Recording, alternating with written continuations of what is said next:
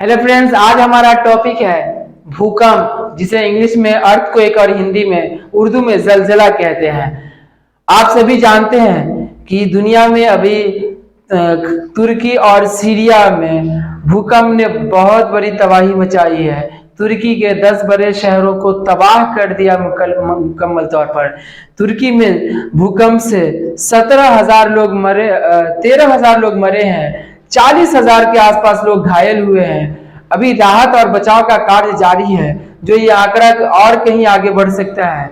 Syria में 3,000 लोग मरे हैं, 5,000 के आसपास लगभग लोग घायल हुए हैं। सीरिया में भी इसका बहुत बड़ा असर हुआ है। आज हमारा टॉपिक है कि आखिर भूकंप क्यों आता है, भूकंप और तुर्की का क्या है कनेक्शन, पश्चिम एशिया में क्यों मचाता है भूकंप इतनी तबाही। आज इन सारे टॉपिक पर बात करेंगे। आप वीडियो के अंत तक बने रहेंगे और सारे पॉइंट्स को आप वन बाय वन सुनेंगे।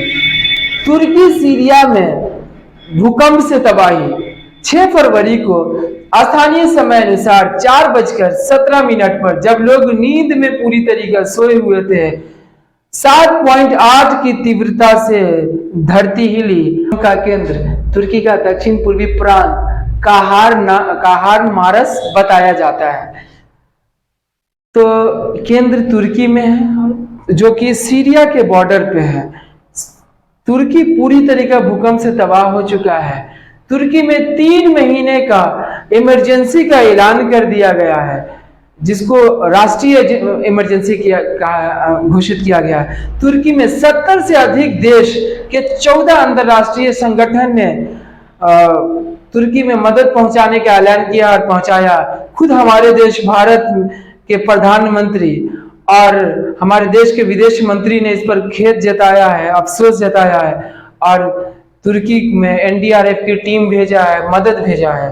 तो ये एक बड़ी तबाही है तुर्की के लिए।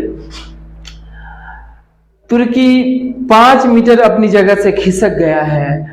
क्या है तुर्की का भूकंप से प्राकृतिक कनेक्शन? तुर्की 4 टेक्टोनिक प्लेट के जंक्शन पर बसा है। तो हम जानेंगे कि आखिर भूकंप क्या है, यह क्यों आता है, क्या है भूकंप का इतिहास, आखिर भूकंप तुर्की में हमेशा एक बड़ी तबाही क्यों मचाता है, क्या है 2000 साल से तुर्की और भूकंप का कनेक्शन। वो सारी बातों को एकदम गौर से जानेंगे। तुर्की सीरिया में भूकंप से तबाही, 5 मीटर खिसक गया तुर्की।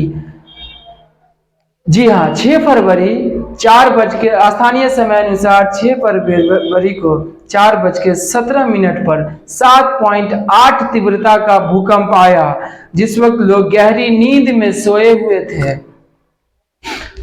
या इसके बाद फिर 6 बजकर कुछ मिनट पर 7.5 तीव्रता का भूकंप आया। ये दोनों भूकंप ने सीरिया और तुर्की को कम से कम 6 से अधिक बार हिला कर रख दिया, झिझोड़ कर रख दिया। आखिरी मर्तबा तुर्की में जो जलजला आया वो लगभग 40 सेकंड तक रहा, जिसने देखते ही देखते बड़ी बड़ी इमारतों को जमींदोज कर दिया। यानी दूसरे शब्दों में कहे तो जो भी प्राकृतिक आपदा है, उसमें सबसे तेज और सबसे कम समय में सबसे बड़ी तबाही मचाने का नाम भूकंप है। जी हाँ, भूकंप क्यों आता है? हमारी धरती मुख्यतः 4 परतों से मिलकर बनी है, जिन्हें outer core, inner core, mental और क्रस्ट कहा जाता है। मेंटल और क्रस्ट को लिथोस्फीयर भी कहा जाता है। इसकी मोटाई 50 किलोमीटर है। लिथोस्फीयर को 7 भागों में बांटा गया है, जिन्हें टेक्टोनिक प्लेट कहा जाता है। ये टेक्टोनिक प्लेट कभी स्थिर नहीं रहता है, इसके अंदर हलचल होती रहती है। जब ये टेक्टोनिक प्लेट आपस में एक दूसरे से टकराता है, तो कई बार ये टेक्टोनिक प्लेट टूट भी जाती है, और कई बार ये टकराकर इतना ज्यादा ऊर्जा उत्पन्न करती है कि इलाके में हलचल मच जाता है। कई बार यह बहुत ज्यादा स्थिर रहने का हल्का झटका होने के कारण महसूस भी नहीं होता है, लेकिन कई बार यह इतना शक्तिशाली झटका होता है कि धरती को फाड़ देता है और इमारतें ध्वस्त हो जाती है, हजारों लोगों की जान चली जाती है। जी हाँ, तो ये था भूकंप। आज हम जानेंगे कि आखिर तुर्की में ही क्यों मचती है भूकंप से तबाही। तो तुर्की 4 टेक्टोनिक प्लेट के जंक्शन पर बसा है। तुर्की का ज्यादातर भाग एनाटोलियन प्लेट पर है। एनाटोलियन प्लेट, एनाटोलियन का मतलब होता है छोटा एशिया, जो पूर्व में ईस्ट एनाटोलियन अरबियन प्लेट से जुड़ता है। दक्षिण और दक्षिण पश्चिम में अफ्रीकन प्लेट है, जबकि उत्तर की दिशा में यूरेशियन प्लेट है, जो एनाटोलियन फॉल्ट जोन से जुड़ता है।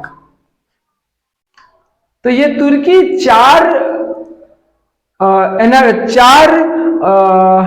टेक्टोनिक प्लेट के जंक्शन, तुर्की 4 टेक्टोनिक प्लेट के जंक्शन पर होने के कारण कोई भी प्लेट हिलता है, कोई भी प्लेट में हलचल होता है तो तुर्की में भूकंप आता है और तुर्की में तबाही मचती है। जी हाँ, अभी हम आपको बता रहे थे क्यों आता है भूकंप, क्या है तुर्की और भूकंप का कनेक्शन। अब जानेंगे क्या है तुर्की में भूकंप का इतिहास। तो वहां के प्रेसिडेंट यानी रजब तैयब एर्दोगान ने 1939 के बाद अपने देश में सबसे बड़ा ये प्रलयकारी भूकंप यानी सबसे बड़ी आपदा इसको बताया है। 1939 में यही तीव्रता यानी 7.8 तीव्रता का भूकंप आया था, जिसमें 32,700 लोग मरे थे। 1999 में 7.6 तीव्रता का भूकंप आया था, जिसमें 17,000 से अधिक लोग मरे थे।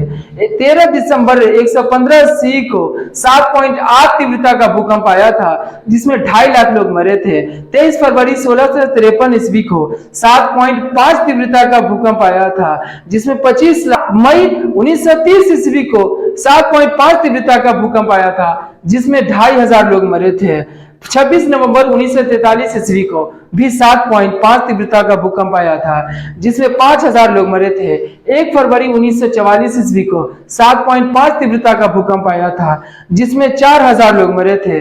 24 नवंबर 1976 ईस्वी को 7.5 तीव्रता का भूकंप आया था, जिसमें भी 4,000 लोग मरे थे।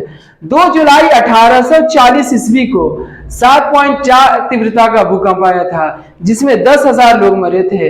3 अप्रैल 1881 ईस्वी को 7.8 तीव्रता का भूकंप आया था, जिसमें 7,866 लोग मरे थे। 10 अक्टूबर 1883 ईस्वी को 7.3 तीव्रता का भूकंप आया था, जिसमें 10 अक्टूबर 1883 ईस्वी को 7.3 तीव्रता का भूकंप आया था, जिसमें 120 लोग मरे थे। इसी तरीका भूकंप का और तुर्की का 2000 साल का कनेक्शन है। 2000 साल से भूकंप और तुर्की में भूकंप तबाही मचा रहा है। तो ये था भूकंप का कारण। मैं आपको भूकंप क्यों आता है, आखिर तुर्की में ही क्यों भूकंप इतना ज्यादा आता है, इसके बारे में बताया। तुर्की और भूकंप का कनेक्शन बताया, तुर्की में भूकंप का इतिहास बताया। अगले वीडियो में आपके लिए भारत का वो 5 खतरनाक जोन जो भूकंप के दृष्टि से, भूकंप के हिसाब से बांटा गया है, उसमें बिहार का उत्तरी बिहार भी आता है, हिमालय के वो पूरा क्षेत्र आता है। मैं पूरा विस्तार से बताऊंगा। आपको ये वीडियो कैसा लगा आप कमेंट बॉक्स में जरूर बताएंगे। Thank you.